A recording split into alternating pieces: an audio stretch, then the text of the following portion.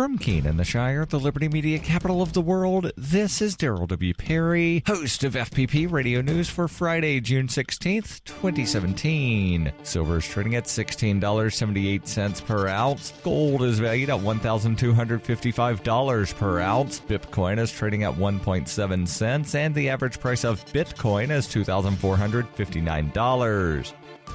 Antiwar.com reports Trump administration officials familiar with the decision-making process say that the Pentagon will be sending almost 4,000 more U.S. ground troops into Afghanistan soon, with the official announcement on the deployment likely to come as early as next week. The decision on troop-level increases has been expected for quite some time, and this week's announcement that President Trump has decided to delegate the matter entirely to Defense Secretary James Mattis. This both sped up the process and meant a large escalation was likely, as Mattis has been reported to have favored plans with large numbers of troops being sent. The 4,000 troops will be in addition to the 8,500 troops already in Afghanistan, and the escalation is widely expected to see other NATO member nations agree to commit more troops to the country, albeit much smaller deployments and likely with less willingness than the U.S. to send troops into combat situations. Officially, the U.S. combat operations in Afghanistan ended long ago, but increasingly the U.S. is deploying ground troops into areas being contested militarily by the Taliban, desperate to slow the rate of territory loss the Afghan government is facing, and the additional deployments are likely to add to that policy. For nearly 40 years, Roberts & Roberts Brokerage has been a trusted source for buying and selling precious metals like gold and silver. They also take Bitcoin for precious metal purchases and have permanently removed the minimum purchase amount for all orders paid in the digital currency. Call Roberts & Roberts today for knowledgeable advice on buying and selling precious metals and a forward-thinking approach to new technologies. 800-874-9760 or visit online at rrbi.co.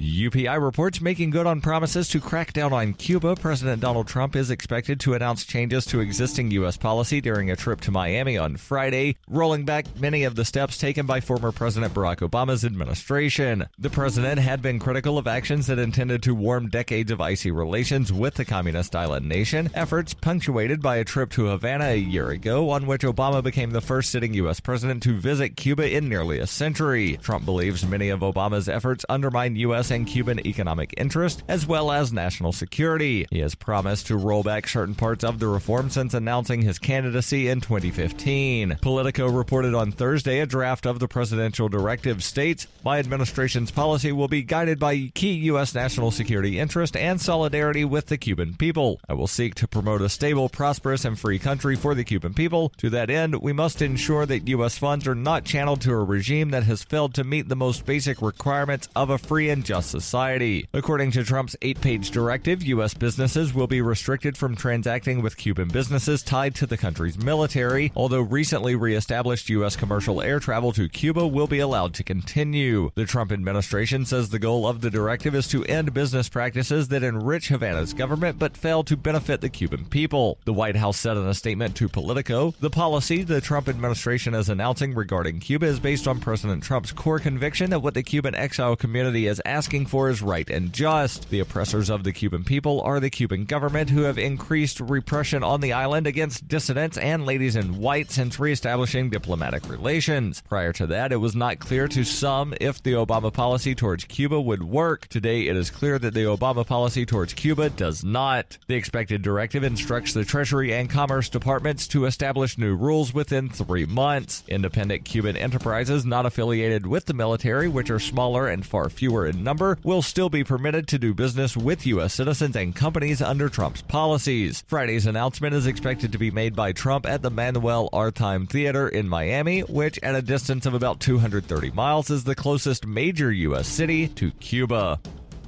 In 2115 New England, there are no borders, no states, and no regulations, yet never has a more peaceful and prosperous place existed. But Mr. Drake's security company has seen better days. Faced with the prospect of waning power, Mr. Drake intends to replace the anarchy of New England with a government. But at what cost? Will anybody care? And can anyone stop him? Anarchy in New England by Joe Jarvis is available from Amazon.com and all major bookstores.